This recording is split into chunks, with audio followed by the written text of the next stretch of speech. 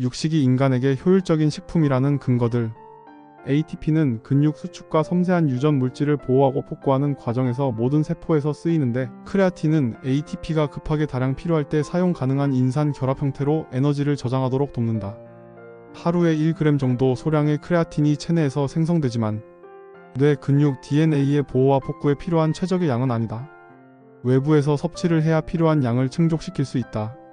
45명의 성인 채식주의자를 대상으로 이중맹검, 위약 대조 방식으로 진행한 실험에서 적색육 450g에 포함된 양과 비슷한 5g의 크레아틴을 6주 동안 매일 공급했더니 정신적 성과가 눈에 띄게 향상되었다.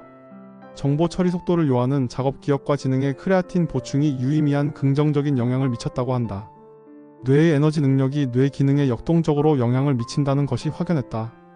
또 다른 연구에서는 성인 여성 128명을 상대로 5일 동안 크레아틴 20g을 투여했더니 채식주의자인 피험자의 인지 기능이 모두 비슷하게 올라갔다. 연구 결과로 미루어 육류를 섭취하는 사람은 체내에 이미 적절한 양의 크레아틴이 저장되어 있는 반면, 채식을 하면 크레아틴이 부족해지며 정신적인 기량이 저하된다고 볼 수 있다. 근육에 저장된 크레아틴이 충분하지 않으면 힘과 폭발력이 떨어진다. 콜린 역시 대단한 영양소로 식물성 식품에는 적게 함유되어 있다. 콜린 역시 크레아틴처럼 몸에서 소량 생성되지만 최적으로 기능하는 데는 충분하지 않다. 콜린은 신경 전달 물질인 아세틸콜린을 형성하는 데도 필요하다. 우리 몸에 있는 모든 세포를 감싸는 포스파티딜콜린과 스핑고미엘린 같은 인지질막의 생산에도 쓰인다. 이렇게 중요한 콜린을 섭취하는 방법은 식품을 통해서이다. 달걀 노른자 5개에는 콜린이 600mg으로 듬뿍 들어있다. 간과 신장에도 100g당 350mg 정도 함유되어 크게 차이나지 않는다. 살코기에도 적당량이 있기 때문에 식사에 내장육이나 달걀을 더하면 콜린 요구량을 충족하고도 남는다. 그러나 식물 중에는 브로콜리에 콜린이 가장 많은데, 콜린 500mg을 얻으려면 브로콜리를 450g 넘게 먹어야 한다. 카르니틴도 체내에서 조금 생성되지만 역시 최적의 상태를 이루는 데는 양이 부족하다. 이 역시 음식을 통해 외부에서 섭취해야 한다. 카르니틴은 몸에 저장된 지방이 에너지로 전환되도록 돕는다. 우리에겐 태울 지방이 두둑하게 쌓여 있으니 아주 바람직한 영양소라 하겠다.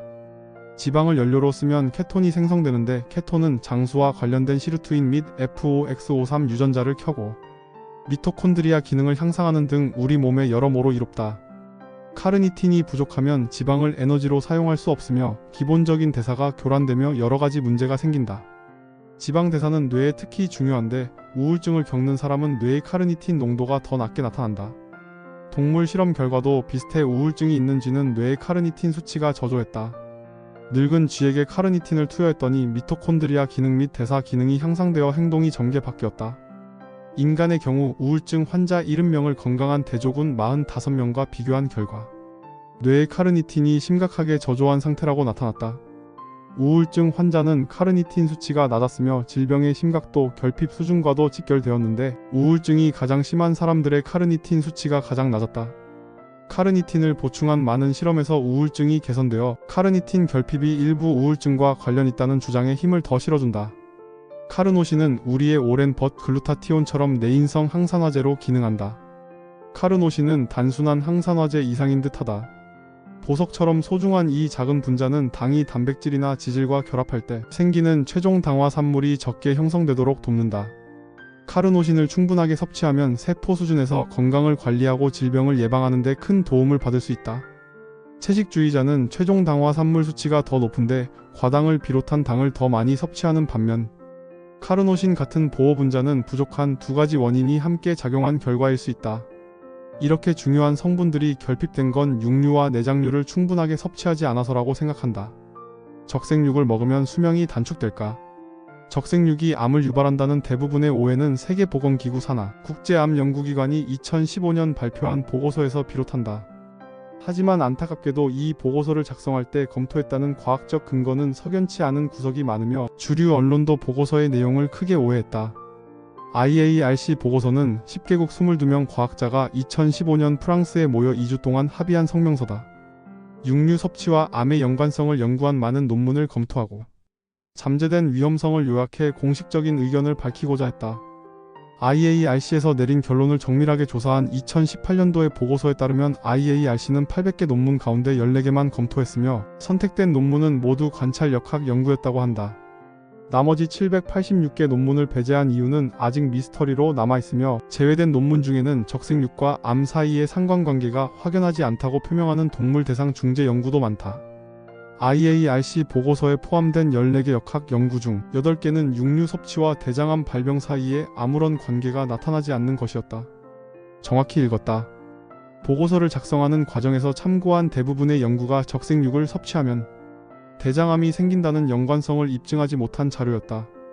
나머지 6개 논문 가운데서도 육류와 암 사이에 통계적으로 유의미한 상관관계를 입증한 건 하나뿐이었다. IARC가 보고서 작성 시 검토한 14개 자료 중 적색육과 암 사이에 통계적으로 유의미한 상관관계가 드러난 건 하나의 논문밖에 없었다. 흥미롭게도 그 연구는 미국 캘리포니아 로마린다에 있는 채식을 옹호하는 종교단체 제7일 안식일 교도를 대상으로 했다. IARC 보고서에 누락한 것. 적색육을 섭취하면 건강이 나빠진다는 상관관계를 입증하지 못하는 다수의 역학 연구를 포함 IARC의 보고서는 검토 과정에서 많은 논문을 제외했다. 앞서 나왔던 고기를 가장 많이 먹은 남성과 여성의 심혈관 질환 및 암 사망률이 낮았던 20만 명의 아시아인을 평균 10년간 관찰한 대규모 연구와 채식주의자의 대장암 발병률이 더 높았던 6만 명 이상의 영국인 채식주의자와 비채식주의자를 대상으로 한 다른 대규모 역학 연구와는 대조적이다. IARC는 또 육류를 섭취해도 대장암 발생 위험이 증가하지 않은 동물을 대상으로 수행한 모든 중재 연구도 누락했다. 실험에선 소고기를 주어도 대장암 성장이 촉진되지 않았으며 닭고기는 대장암을 예방하는 효과가 없었고 베이컨은 암을 예방하는 것으로 보인다고 한다. 8주간 수행한 또 다른 연구에서는 60명의 참가자를 두 그룹으로 나누어 대조군은 평소와 동일한 일반적인 식사를, 다른 행운의 그룹은 식물성 탄수화물을 매일 226g의 적색육으로 대체하도록 했다. 이 섭취량은 IARC가 대장암 위험을 40% 높인다고 주장한 양인데 염증 및 산화 스트레스와 관련된 여러 지표가 상승하지 않고 오히려 감소했다. IARC에 따르면 적색육은 2A급 발암물질이다. 그러나 식물성 탄수화물 대신 우리의 선조들과 오랜 시간 함께한 적색육을 섭취한 연구 참가자의 염증과 산화 스트레스 지표는 개선되었다. 텔로미어는 세포의 수명을 가늠하는 부분인데 텔로미어의 길이가 길수록 세포가 장수한다. 그럼 채식을 했을 때와 육식을 했을 때 텔로미어의 길이에 영향을 주는 것은 무엇일까? 식물성 식품이 아니라 바로 적색육이다. 한 관찰 연구에서는 28명 피험자의 텔로미어 길이를 살펴보고 어떤 음식을 먹었는지 3년에 걸쳐 조사했다. 9종류의 식품, 곡물, 과일, 채소, 유제품, 적색육, 가금류, 생선, 달거나 짠맛의 간식과 8가지 음료, 주스, 커피, 차, 미네랄 워터, 알코올, 달콤한 탄산음료 가운데 텔로미어 길이와 관련 있는 건 적색육뿐으로 적색육을 많이 섭취하는 사람은 텔로미어 길이가 더 길었다. 이 말인즉슨 지구 최고의 음식은 동물성 식품이라는 증거가 아닐까? 콜레스테롤은 해로운 물질일까? 콜레스테롤이란 말은 보통 혈액 내의 모든 지질 단백질을 지칭하지만 정확히는 인체 생리의 모든 종류의 필수적인 화합물을 만드는 데 쓰이는 스테로이드 구조의 분자를 의미한다. 적절한 세포막의 형성을 포함해 다른 여러가지 중요한 기능을 위해 인체는 매일 1200mg 정도의 콜레스테롤을 생산한다. 콜레스테롤이 없다면 세포막이 허물어져 우리는 바로 곤죽처럼 바닥에 녹아내릴 것이다. 또 활기찬 삶을 사는데 필요한 에스트로겐, 테스토스테론, 코르티솔, 프로게스테론, 알도스테론 호르몬을 포함한 체내 모든 스테로이드 호르몬의 전구체로도 활약하며 지방을 소화하는 데 사용되는 담즙산 역시 콜레스테롤에서 만들어진다. 콜레스테롤이 부족하면 대번에 영양실조가 오고 지용성 비타민 A와 K2, E도 부족해진다. 더불어 피부가 햇빛에 노출될 때면 아테롬성 동맥 경화증을 예방한다고 추측되는 물질인 콜레스테롤, 황산염과 비타민 D의 전구체로도 역할한다.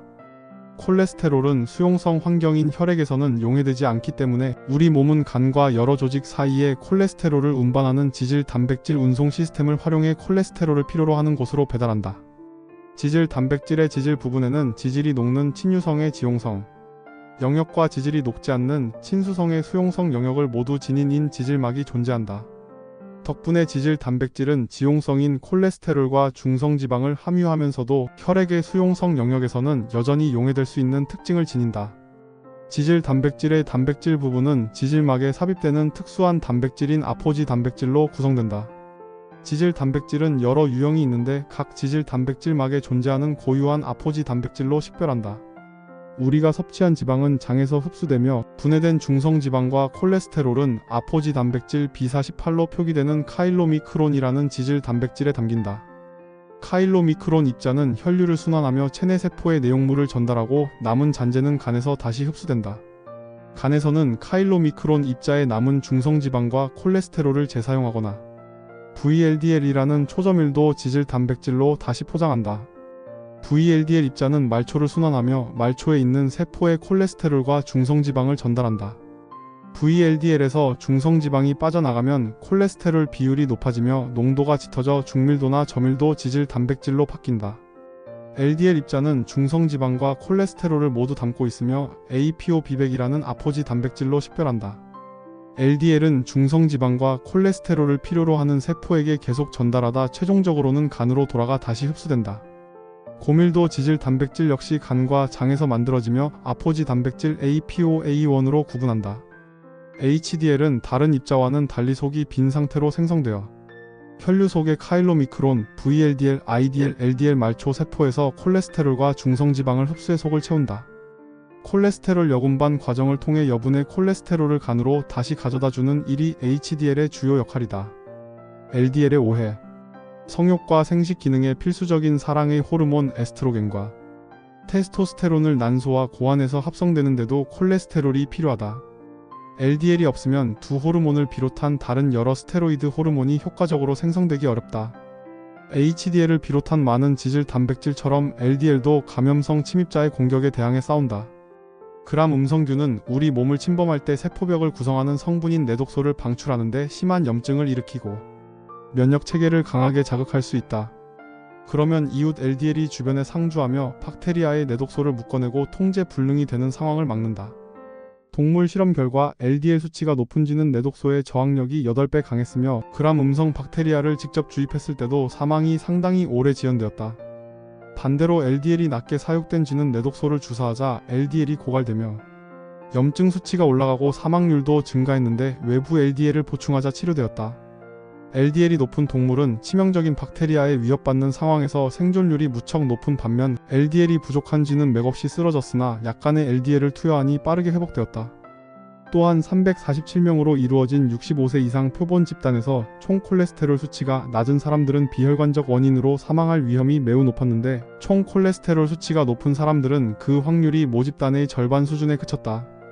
또 아이슬란드에 사는 80세 이상 105명을 대상으로 한 다른 연구에서는 총 콜레스테롤 수치가 가장 높은 이들의 모든 원인 사망률은 수치가 낮은 사람의 절반 이하로 나타났다.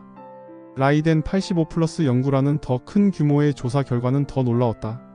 네덜란드에 거주하는 노년층 724명이 참여했는데 10년 동안 총 콜레스테롤 수치와 모든 원인 사망률 간의 상관관계를 측정한 결과 총 콜레스테롤이 38mg/dL 증가하면 사망 위험은 15% 감소했다. 총 콜레스테롤이 가장 높은 범주의 사람들은 모든 원인 사망률이 낮은데 다른 참가자에 비해 암과 감염으로 사망하는 비율이 확연하게 낮기 때문으로 설명할 수 있다. 총 콜레스테롤 수치와 전염병의 관계를 연구한 방대한 문헌이 LDL이 슈퍼빌런이 아닌 슈퍼히어로라는 사실을 뒷받침한다.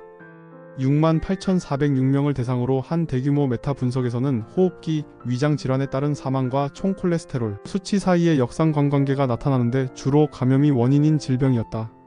즉, 총 콜레스테롤 수치가 가장 높은 사람들의 호흡기 및 위장 질환 관련 사망자 수가 제일 낮았다.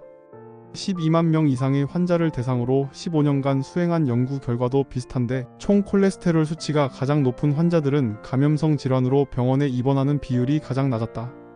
환자 10만 명 이상을 대상으로 15년간 수행한 연구에서도 비슷한 결과가 반복되는데 폐렴이나 독감으로 병원에 입원하는 비율과 총 콜레스테롤 수치 사이의 역상관관계가 나타난다.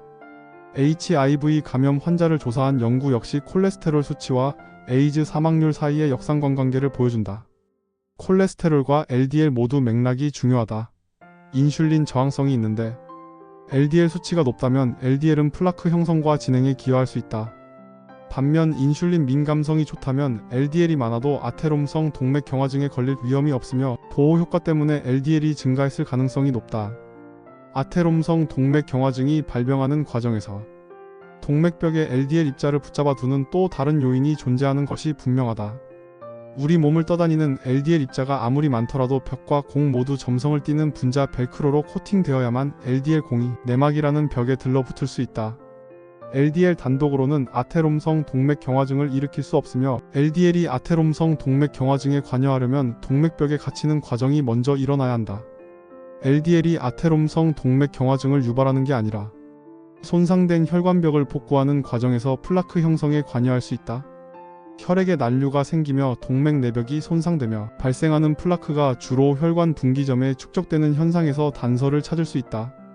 아테롬성 플라크는 내피가 손상된 지점에서 형성되는데 혈액 난류, 염증, 인슐린 저항성, 기타 원인으로 내피가 손상된다. LDL 때문에 플라크가 생기는 게 아니라 동맥벽이 손상되어 플라크가 형성되는 것이다.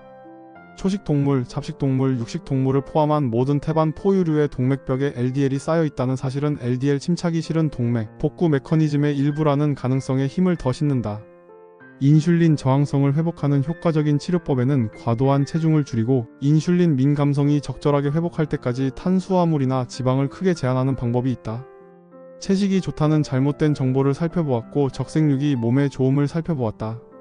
그럼 카니보어 다이어트를 어떻게 실천하면 좋을까? 저자는 총 5단계로 카니보어 실천 단계를 알려준다. 카니보어 실천 단계 1단계 카니보어 지향 식단. 식물성 식품을 약간 포함해 카니보어 식단을 꾸릴 수 있다. 1단계를 카니보어 지향 식단이라고 칭하는데 감량을 원하거나 건강을 전반적으로 개선하고 싶은 사람에게 적합하다. 식사의 8에서 90% 정도를 동물성 식품으로 구성해 동물성 식품 위주로 식사하면서 독성이 적은 식물성 식품을 약간 포함할 수 있다. 소고기와 들소고기, 양고기, 가금류, 생선을 먹을 수 있으며 달걀 및 특정 유제품도 섭취 가능하다. 약간의 저독성 식물을 허용하는데 보통은 음식의 풍미, 질감, 색을 더하거나 개인적 선호 때문에 사용할 수 있다. 그럼 커피는 어떨까? 식물의 씨앗에는 제일 위험한 독소가 숨겨져 있으며 커피 콩 역시 이 규칙에서 벗어나지 않는다. 커피 한 잔에 든 폴리페놀인 클로로겐산과 카페인산만으로도 DNA를 손상하기에 충분하다. 미국 생화학자 브루스 에임스가 쓴 식물이 생성하는 살충 물질에 관한 논문에 따르면 로스팅한 커피에는 826가지의 휘발성 화합물이 존재하며 지속적으로 테스트한 21개 화합물 가운데 16개는 쥐에게 암을 일으키는 발암물질로 확인되었다고 한다. 비휘발성인 카페인산 역시 쥐에게 암을 유발한다. 일반적인 컵 커피에는 주로 카페인산, 카테콜, 퍼프랄 하이드로키논, 과산화수소로 이루어진 최소 10mg의 쥐 발암물질이 들어있다. 연구자 루이스 민 역시 일부 고용량, 고농도 폴리페놀은 암을 일으키거나 유전자에 손상을 가한다고 전한다. 2단계 고기와 물만 먹는 카니보어 식단. 오랜 기간 이 방식을 고수하는 사람들도 있지만 모든 사람의 건강을 지킬 수 있는 방식은 아닌 듯하다. 단기적 적용은 괜찮지만 영양이 결핍될 우려가 있다. 탄수화물을 섭취하지 않으면 몸의 영양 요구에 변화가 생기긴 하지만 1일 권장 섭취량은 영양이 적절한지 판단하는 합리적 기준이다. 3단계 신입생을 위한 카니보어 식단. 3단계는 고기와 물만 먹는 2단계에 추가되는 사항이 있다. 3단계는 달걀, 해산물을 포함하며 과민 반응이 없으면 유제품을 추가해도 된다. 달걀만 더해도 비타민 A와 K2, DHA, 콜린, 엽산 같은 영양분을 더 많이 섭취하면서 식탁도 풍성하게 만들 수 있다. 4단계 고학년용 카니보어 식단. 간을 허용한다. 간은 살코기의 영양을 보완할 수 있는 여러가지 미네랄과 비타민 B가 특히 풍부하다. 5단계 다양한 내장육을 포함하는 카니보어 식단. 5단계는 이전 단계의 토대 위에 구축되며 풀을 먹고 자란 동물의 살코기, 결합 조직, 간, 해산물, 달걀을 포함한다. 그리고 생선의 알도 가능하다. 또 생선살은 중금속 함량이 높지만 알은 낮으며 적은 양으로도 생선을 섭취하는 효과를 볼 수 있다. 간은 일주일에 230에서 450g이면 충분하다. 신장, 심장, 췌장, 비장, 뇌, 정소 등 다른 내장육은 일주일 내내 조금씩 나눠 230g 정도를 섭취하면 환상적이다. 살코기에는 450g당 약 100g의 단백질이 들어있으며 나머지는 수분의 무게다. 자기 체중의 1kg당 2.2g의 단백질이 필요하다. 70kg의 성인인 경우 150g의 단백질이 필요하며 650g의 살코기를 섭취해야 한다. 5단계에서는 골수로도 지방을 섭취한다. 과거와 현재의 원주민 관련 기록에는 대대로 골수를 즐긴 방식이 수도 없이 묘사되어 있다. 골수에는 칼슘도 풍부한데 나트륨, 칼륨, 마그네슘 등 다른 미네랄처럼 우리 몸에서 자체적으로 생산되지 않기 때문에 식품으로 얻어야 한다. 살펴본 바와 같이 이 책은 방대한 건강 관련 정보들을 담고 있다. 누군가에게 단 한 권의 건강 관련 책을 추천하라고 한다면 단언 이 책을 추천하고 싶다. 그 정도로 모든 장에서 놀랍고 흥미진진한 내용이 펼쳐져 너무 관심있게 읽은 책이다. 반드시 건강을 위해 한 번은 읽어보길 권한다.